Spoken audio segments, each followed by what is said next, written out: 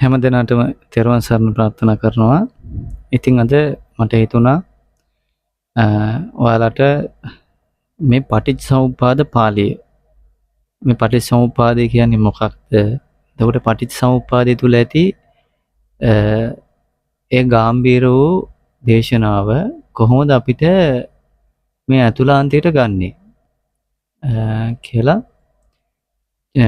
පුංචි වෙලාවකින් පුංචි දහම් කරුණක් කියලා දෙන්න.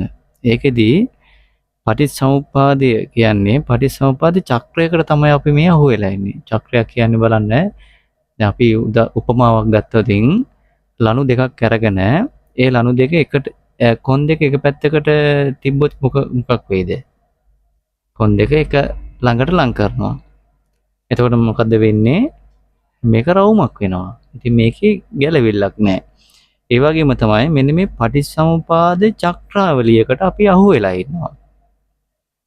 ඒ පටිච්චසමුපාද චක්‍රාවලියකට අහු වෙන හේතුව තමයි මෙන්න මේ අවිද්‍යාව නැමැති හේතුව නිසා තමයි සංස්කාරය හටගන්නේ.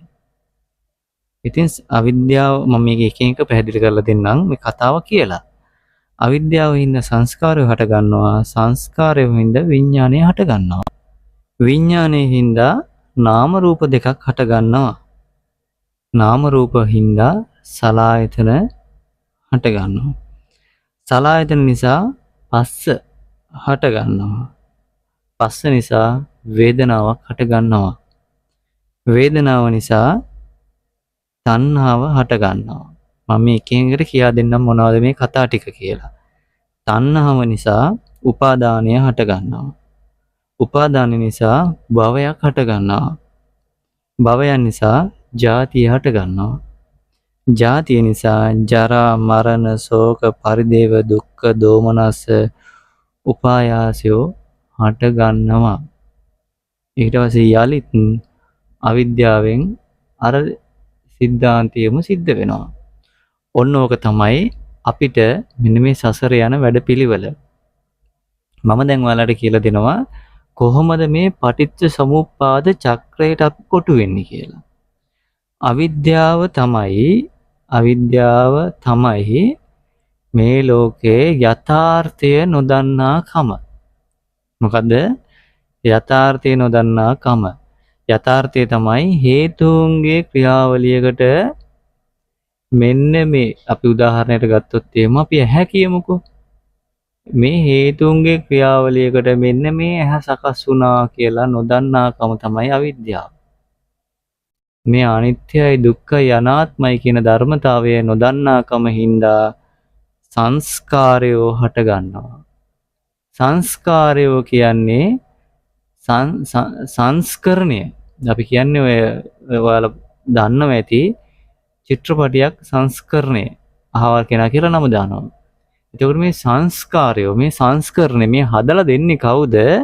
අර අවිද්‍යාවෙන් හේතුන්ගේ වස්තු රූපේ තුලදී කොහොමද මේ හේතු හටගත්තේ කියලා දන්නේ නැති හින්දා තමයි ඒ වස්තු රූපේ තුලදී මේ සංස්කාරය හදලා දෙන්නේ, මේ චිත්‍රපටිය හදලා දෙන්නේ. හේතු උපදින තැන හදලා දෙනවා. ඒක නොදන්න හින්දා මේ එහෙම එකක් වෙනවා කියලා අපි කවුරුත් දන්නේ නැහැ. ඔන්න ඔතන සංස්කාර වෙනවා. ඒ සංස්කාර වෙලා ඊළඟට සංස්කාරයන්ගෙන් හැදෙනවා විඥානය. ඔන්න දැන් අර පාරිශුද්ධ වූ සිතුවිල්ලක් බවට පත් වුණා. ඒක ක්ෂණයක් තුළදී මේ සිද්ධිය සිද්ධ වෙන්නේ. ඕන් දැන් විඥාන බවට පත් වුණා. මොකද අර හේතු උපදින තැන දන්නේ නැති හින්දා හේතුන්ගේ සංස්කරණය කරලා දුන්නා, විඥානය හදලා දුන්නා. දැන් විඥානයේ බවට පත් වුණා. එතකොට ඒ විඥාණයෙන් මෙයා අතුලාන්තයෙන් අර මම ඔයාලට කියලා දීලා තියෙනවා මේ කතාව කර්මද තේජෝ ධාතුවයි විඥාන ධාතුවයි කියන නාම රූප දෙක හදනවා. නාම රූප දෙකක් හදනවා. ඒ නාම රූප දෙක හැදුවන් පස්සේ මොකද්ද මේ නාම රූප හැදුවාම නාම රූප හදලා නිකන් ඉන්න බෑ. දැන් අපි අවිද්‍යාව හින්දානේ ආවේ. දැන් නාම රූප හදලා ඊළඟට අපි රූප බලන්න, ශබ්ද අහන්න, ගඳ සුවඳ විඳින්න තමයි දැන් ඇවිල්ලා තියෙන්නේ. එහෙනම් ඊළඟට හදා ගන්න ඕනේ ඒ නාම රූපයෙන් මොකද්ද? නාම රූපෙන් හදන්න ඕන සලායතන. එහෙනම් මේ නාම රූපෙන් හදනවා ඇහක්, කනක් හදනවා, නාසයක්, දිවක්, ශරීරයම හදලා ඉවරලා ඒ ප්‍රසාද රත් කරලා තියෙනවා. ඔන්න නාම රූප පත්‍ය සලායතන බවට පත් වුණා. එතකොට ඒ සලායතන හටගත්තාන් පස්සේ දැන් මොකක්ද ඊළඟට සිද්ධ වෙන්නේ? තින්න සංගති පස්සෝ වෙනවා. ඇහැයි රූපයයි විඥානයයි ස්පර්ශ වෙන්න ගන්නවා. ඒ ඇහැ රූපය විඥානය ස්පර්ශ වුණාම මොකද වෙන්නේ? නිකන් ඉන්නේ නැහැ. ඊළඟට ඉදිරියෙන් ඉන්නේ මේ මගේ අම්මා තාත්තා කියලා වේදනාවකට යනවා. පැහැදිලිද?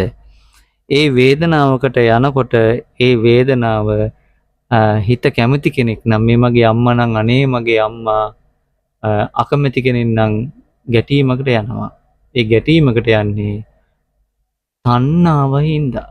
ඒ රාග දේශ මොහයට තමයි කිව්වේ තණ්හාව කියලා. වේදනා පත්‍ය තණ්හා බවට පත් වෙනවා. තණ්හාවෙන් මොකද කරන්නේ? අර තින්න සංගති පස්සෝ පස්සපච්ච වේදනාවෙන් ගත් එක තණ්හා කරලා අර ඇහැ හරහා පණිවිඩය අරගෙන යනවා උපාදානයට. එතකොට ඒක උපාදානයේ බවට පත් වෙනවා.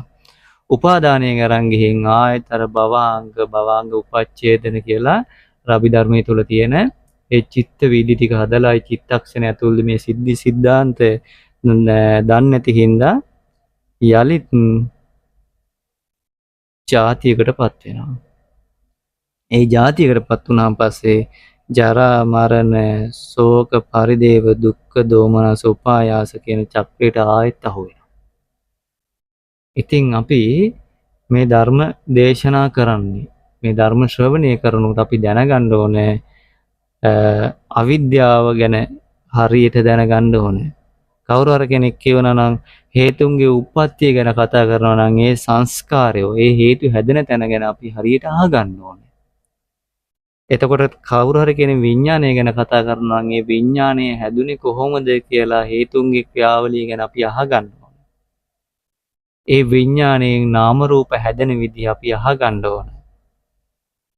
නාම රූප හැදුනාන් පස්සේ සලායතන හැදෙන විදිහ අපි අහගන්න ඕනේ. සලායතන දුනාම තින්න සංගති පස්සෝ පස්සපච්ච වේදනාවට යන තැන ස්පර්ශයත් එක්ක වේදනාව වෙන විදිහ අපි අහගන්න ඕනේ. වේදනාවත් එක්ක තෘෂ්ණාව තණ්හාව හට ගන්න විදිහ අපි අහගන්න ඕනේ. ඒ තණ්හාවත් එක්ක උපාදානය වෙන විදිහ අපි අහගන්න ඕනේ. ඒ උපාදානයත් එක්ක භවය හැදෙන විදිහ අපි අහගන්න ඕන. භවය හැදුනට බෑ. ජාතිය නිසා ජරාව මරණ ශෝක පරිදේව දුක්ඛ දෝමනස හට ගන්න විදිහ අහගන්න ඕනේ. කවුරු හරි දේශකයන් වහන්සේ නමක් මේ දේශනාව කරනකොට අපි දැනගන්න ඕන මේ නාම රූප හරියේ නේද මේක කිව්වේ. අපි දේශනාවක් කරනකොට අපි දැනගන්න ඕන හරියට මේ නාම රූප හරියෙන්ද අද මේ දේශනාව කරන්නේ. සලායතන හරියෙන්ද මේ දේශනාව කරන්නේ. ස්පර්ශයෙන්ද මේ දේශනාව කරන්නේ. සංස්කරණය හරියෙන්ද මේ දේශනාව කරන්නේ. විඥාණයෙන්ද මේ දේශනාව කරන්නේ. හරියට මේ පටිච්චසමුපාදේ චක්‍රයේ බිඳෙන විදිහෙන් මේ දේශනාව කරලා නිවන් ප්‍රතිපදාව මේ අහිංසක මිනිසුන්ට දෙන්නත් අහිංසක අය ඒ නිවන් ප්‍රතිපදාව දේශකයන් වහන්සේගේ ගන්නත් අපි හරියට දැනගන්න ඕන. ඉතින් මට ඕනකම තිබෙන්නේ මේ පටිච්චසමුපාදය ගැන ලොකු විග්‍රහයක් නැතුව ඒක අනුලෝම ප්‍රතිලෝම බලන විදිහ කියන්නේ නැතුව මට ඕනකම තිබෙන්නේ මේ පටිච්චසමුපාදේ චක් කියන්නේ මොකද්ද? ඒකෙන් සිද්ධ වෙන සිද්ධිය මොකද්ද? කරගන්න ඕන මොකද්ද කියලා ඔයාලට කියලා දෙන්න. ඔයාලගේ ගුරුවරු හරහා ඔයාලගේ ඒ ධර්මය ඔයාලට උගන්වන අය හරහා ඔයාලා ඒක කරගන්න.